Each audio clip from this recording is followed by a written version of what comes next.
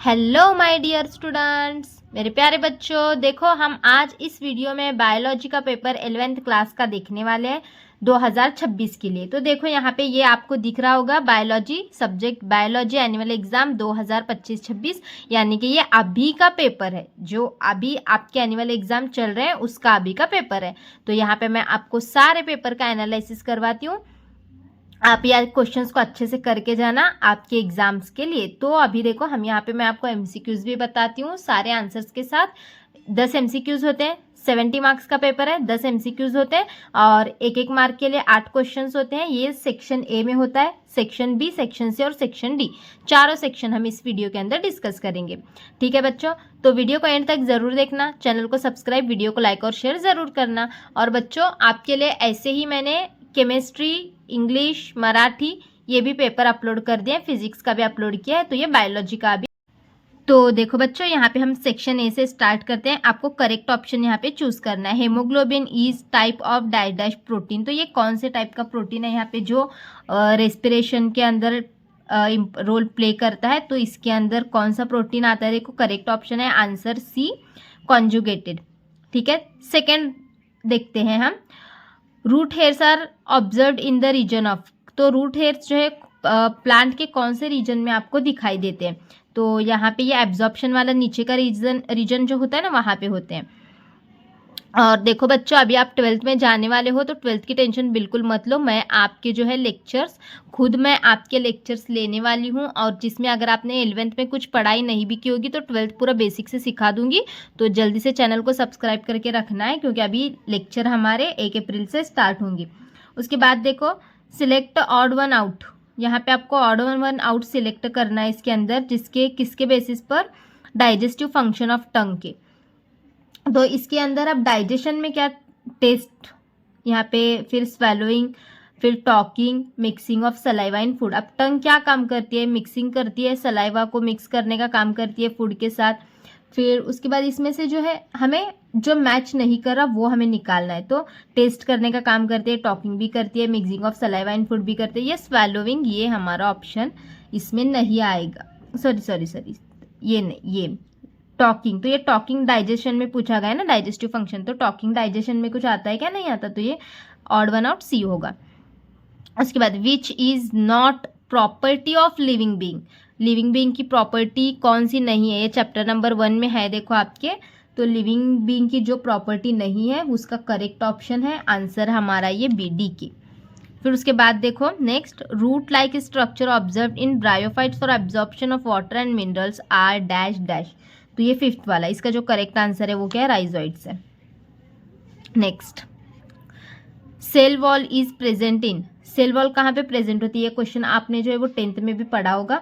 तो इसका correct answer plant cell में होती है, प्रोकैरियोटिक सेल में होती है और अलगल सेल में भी होती है। तो इसका correct answer all of the above है, ये सब। फिर उसके बाद देखो 7th वाला, यहाँ पे the correctly return scientific name of sunflower. Sunflower का साइंटिफिक नेम जो करेक्टली लिखा हुआ है तो ये है कौन सा?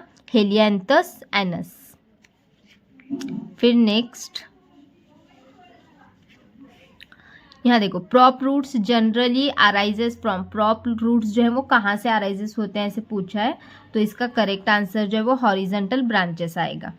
फिर उसके बाद the study of structure and arrangement of tissue is called. Tissue की जो स्टडी होती है, टिश्यू की स्टडी को बच्चों बोलते हैं हिस्टोलॉजी। ठीक है, स्टडी ऑफ टिश्यू, ये आपके टिश्यू के चैप्टर में है, देखो। फिर उसके बाद the connecting link between meiosis 1 and meiosis 2 is dash dash dash. तो इसका सही आंसर जो है ना ये है बच्चों, ऑप्शन सी है, इंटरकाइनेसिस।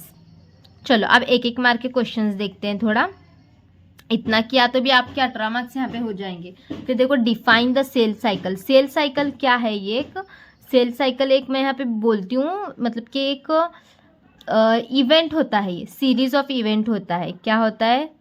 सीरीज ऑफ जो है वो इवेंट होता है, जो मतलब कि डीएनए के अंदर जो है वो सेल की लीडिंग के वगैरह इसके अंदर होता है। तो सेल साइकिल में आपने देखा होगा, चैप्टर नंबर 7 है आपका आई थिंक। तो उसमें वो साइकिल रिपीट होता रहता है। तो उसमें से आपको डेफिनेशन उठा के लिख लो यहाँ पे।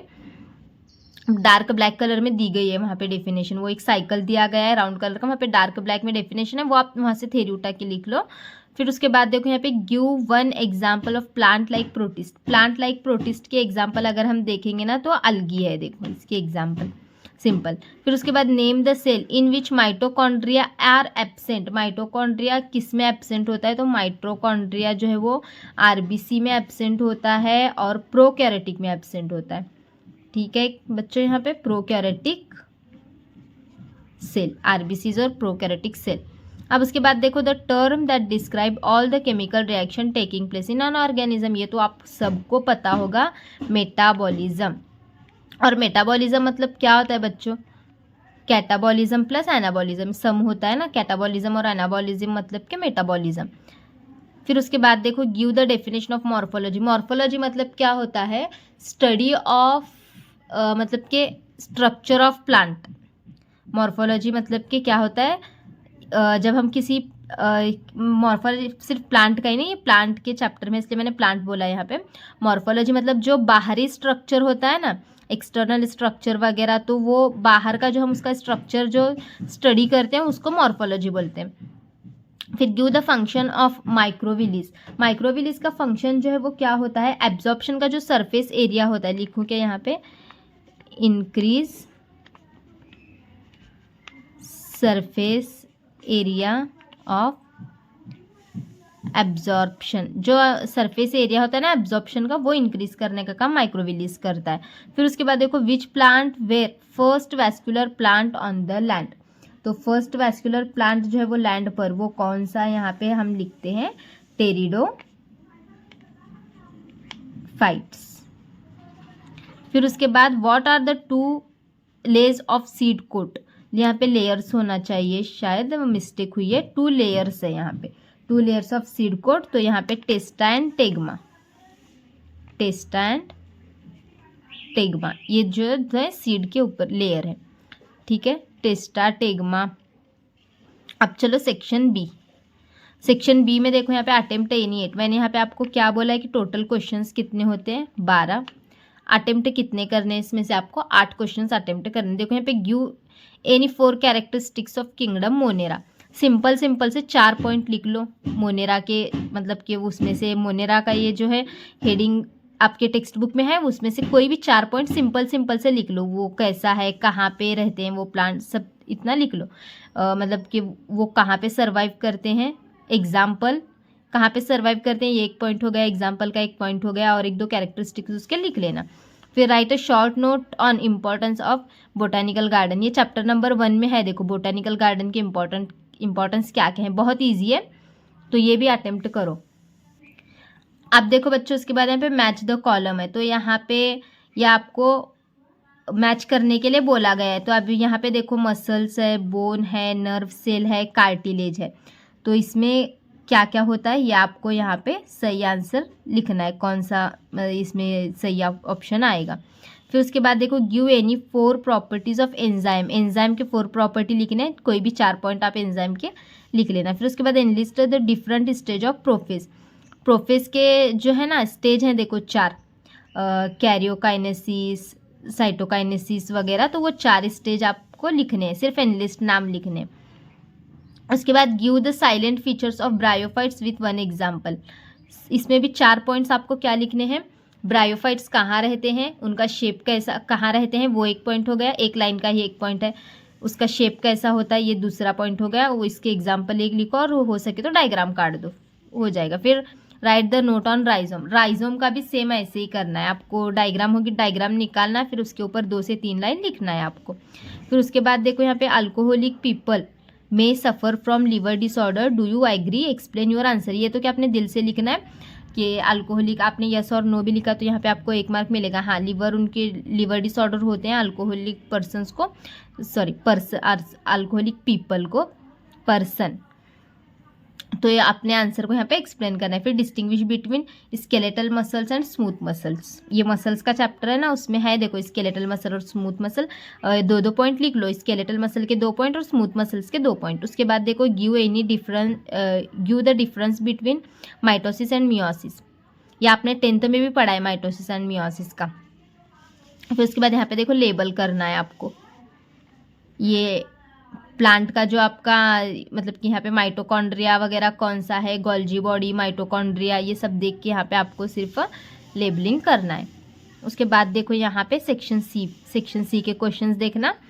सेक्शन सी में what is root, I think chapter number 6 है ना, रूट वाला, रूट हेयर्स का वगैरह, तो रूट नहीं 12th का है वो चैप्टर नंबर 6, आपका थोड़ा चेक करो, नंबर उतना याद नहीं है मुझे। तो यहाँ पे ये what is root, describe the characteristic of root, definition लिख के उसके कोई 4 कैरेक्टरिस्टिक लिखना है। फिर उसके बाद digestive enzymes are secreted at a appropriate time in our body, how does it happens, तो ये यहाँ पे रीजन लिखना है देखो इसका। अब आप बोलेगे 3 मार्क्स के लिए कितना लिखना पड़ेगा, तो 3 मार्क्स के लिए क्वेश्चन आया तो 6 पॉइंट्स आपको लिखने पड़ते हैं। फिर यहाँ पे with the help of diagram describe the structure of areolar connective tissue, अब यहाँ पे आपने समझो डायग्राम बना दिया एरियोलर कनेक्टिव टिश्यू की, तो यहाँ पे आप 4 पॉइंट लिख सकते हो। फिर यहाँ पे देखो ये हो जाने के बाद describe the classes of proteins with their importance, protein के क्लासेस मतलब उसमें अलग अलग आपको जो क्लासेस हैं वो लिख के फिर उसके इम्पोर्टेंस को भी आपको वहाँ पे एक्सप्लेन करना है। फिर एक कॉलम मैच करना है यहाँ पे। फिर देखो ये हो जाने के बाद आपको right a note on useful and harmful bacteria, ये भी क्वेश्चन बहुत ईजी है। उसके बाद यहाँ पे डाइकोटिलोडॉन और मोनोकोटिलोडॉन में फ़र्क भी ईजी है, मतलब कि आपने इसका 10th में भी पढ़ा है देखो डाइकोटिलोडॉन और मोनोकोटिलोडॉन का। फिर उसके बाद देखो what are the basic principle of life, ये तो चैप्टर नंबर 1 का ही है, बेसिक प्रिंसिपल ऑफ लाइफ। फिर उसके बाद draw the neat label diagram of prokaryotic cell, यहाँ पे सिर्फ डायग्राम ड्रॉ करके उसको लेबलिंग करना है 3 मार्क्स के लिए। फिर उसके बाद explain the classes of carbohydrates with example, जैसे प्रोटीन्स का है वैसे कार्बोहाइड्रेट के भी क्लासेस को लिखना है, वहाँ पे कौन कौन से हैं कार्बोहाइड्रेट्स डिवाइड हुए हैं और उनके इंपॉर्टेंस लिखने, ठीक है। ये हमारा अभी से 2 क्वेश्चन हैं सेक्शन सी में। ये देखो यहाँ पे with the help of suitable diagram describe the cell cycle, cell cycle देखो पीछे डेफिनेशन भी पूछी गई थी, यहाँ पे 3 मार्क का क्वेश्चन पूछा गया है, तो ये सेल साइकिल बहुत ज़्यादा इंपॉर्टेंट है। फिर उसके बाद what is fruit, with the help of diagram describe the structure of typical fruit, fruit का देखो क्वेश्चन आपको अभी भी है और 12th में भी है, तो अच्छे से इसको अभी से पढ़ के रखो, 12th में प्रॉब्लम नहीं आएगी। फिर उसके बाद सेक्शन डी में यहाँ पे आपको कोई 3 क्वेश्चन अटेम्प्ट करने के लिए बोला गया है। फिर इसके अंदर देखो सेक्शन डी जो है ना, यहाँ पे आपको डायग्राम डिस्क्राइब करनी है किसकी, देखो ह्यूमन एलिमेंट्री कैनल की, ह्यूमन का, उसमें क्या करो डायग्राम ड्रॉ करो और ह्यूमन एलिमेंट्री कैनल के जो जो पार्ट्स हैं हर पॉइंट के बारे में सिर्फ एक पॉइंट लिखो। मतलब जैसे अब ह्यूमन एलिमेंट्री कैनल जो है वो अब हमारा यहाँ से मतलब स्टार्ट कहाँ से होगा, फिर एंड कहाँ पे होगा, ये सारा कुछ उसमें लिखना है, सिंपल से पॉइंट लिखो। उसके बाद डिफ्रेंशिएट विथ यहाँ पे डायग्रामेटिक रिप्रेजेंटेशन। फिर उसके बाद यहाँ पे किसमें करना है, देखो रेजोमोस इन्फ्लोरेंसेस और साइमोस इन्फ्लोरेंसेस, सिर्फ फ़र्क लिखना है दोनों में का क्या है।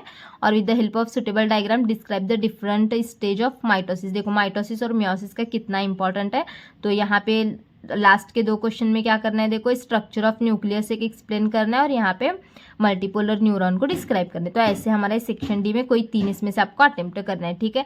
ये पेपर में के क्वेश्चंस बहुत इंपॉर्टेंट हैं, ये सारा अच्छे से करके जाओ। क्या है, हो सकता है कि अभी हर कॉलेज अपने अपने इंस्टीट्यूट के हिसाब से पेपर निकालते हैं, तो थोड़ा पेपर मतलब क्या अलग भी आ सकते हैं, तो इसीलिए देखो आपका लग रहा तो ऐसे भी सेम पेपर आएगा। फिर लेकिन इंपॉर्टेंट क्वेश्चंस ही हैं ये, अभी फाइनल एग्जाम के लिए इंपॉर्टेंट क्वेश्चंस ही हैं, क्योंकि अभी का मैंने आपको प्रूफ के साथ बताया कि अभी का हुआ पेपर है 2026 का, तो इसी टाइप से क्वेश्चंस रहेंगे, तो ये पेपर अच्छे से करके जाओ, आपको बहुत ज़्यादा हेल्प होगी, ठीक है बच्चों। तो अभी लेक्चर स्टार्ट होने वाले हैं 12th के, तो उसके लिए भी तैयार रहना, ठीक है। अभी से पढ़ाई करो तो 12th में CET भी अच्छे से जाएगी और नीट जिसका टारगेट होगा वो भी अच्छे से जाएगा, ठीक है। तो लेक्चर स्टार्ट होंगे, चैनल को सब्सक्राइब, वीडियो को लाइक और शेयर करना ना भूले। चलो मिलते हैं बाद में बच्चों, बाय बाय।